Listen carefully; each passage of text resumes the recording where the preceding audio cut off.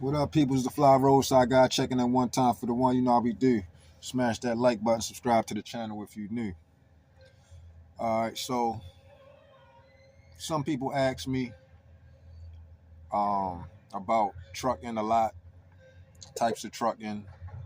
Um, you know, is it more money in dump trucking versus um, hot shot versus box truck versus dry van?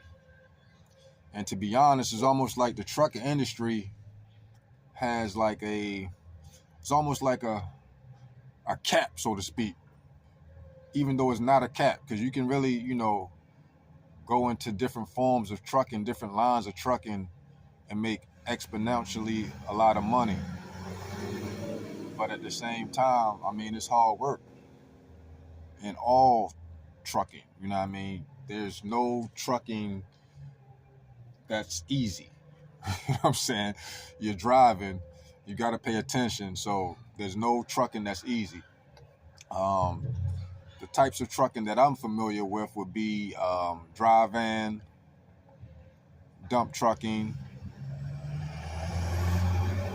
and box truck.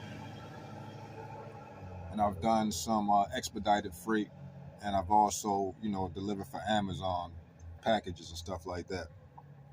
And then I also do drive-away transportation where, um, we transport new or used trucks to different dealerships or buyers and customers. So, but speaking of types of trucking, you got dry van, like I said, you got flatbed, you got reefer, car hauling, dump trucking, oversized. You got water trucks, fuel trucks, hazmat, combination, triples. You know what I mean? It's an extensive catalog of trucking that you can find yourself and dive into. Um, it's all about getting your endorsements and things of that nature. And, the possibilities open up, but it starts off by going to school, um, getting your commercial driver's license, and potentially getting that experience. Um, do you need to go over the road to get that experience? That's debatable. Um, because when I started out, I didn't really go over the road, to be honest. I started off in drive-away. I had box truck experience. I used to run for my uncle, and we used to move and um, do some hauling and stuff like that. And I got some box truck experience. So when I applied for these drive-away companies, I actually utilized my box truck experience as far as the over-road experience. And I didn't necessarily utilize my Class A license until maybe 2 years after I actually got my license. For those of you, for those of you who don't know, I actually started in automotive. So I was in the automotive industry for like 20 years. 15 years I did service, um, you know, working on cars, things of that nature.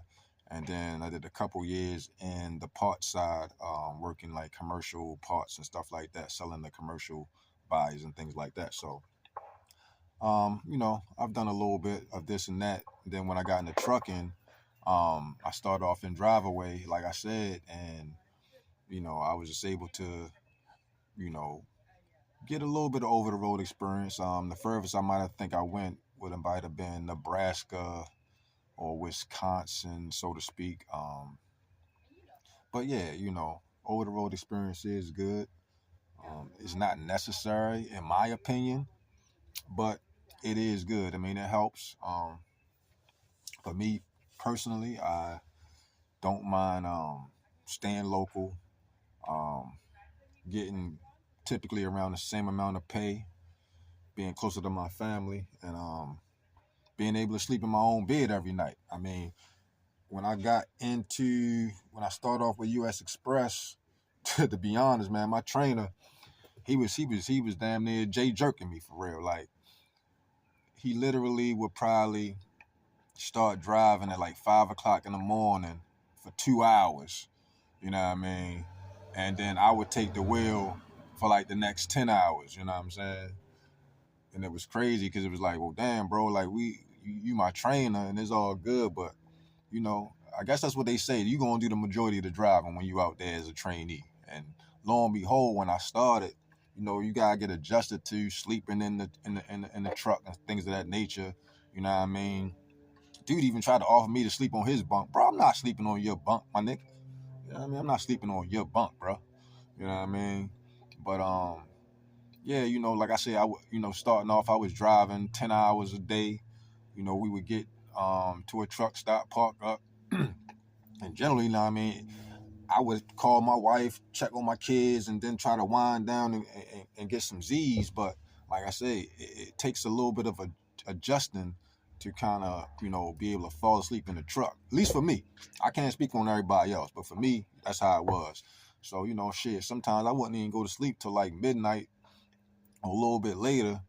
And then, you know, by the time I got into my full zen for real, the motherfucking truck moving. You know what I mean? And he talking about goddamn, what was he saying? Wakey bakey or some shit like that. I don't even remember what it was, but wakey, man. So, needless to say, I stayed with US Express for like probably a month and a half, 2 months maybe. Me and my wife, we had started out trying to be team drivers, but they couldn't find a trainer to train my wife, who was a female non-smoker. So, lo and behold, long story short, I left US Express and then went on with Panther and did expedited freight and went over the road and got some over-the-road experience through that. And then, you know, after coming off the road with Panther, got on with Amazon and then lucked up and was able to meet a guy that was willing to train me on a dump truck.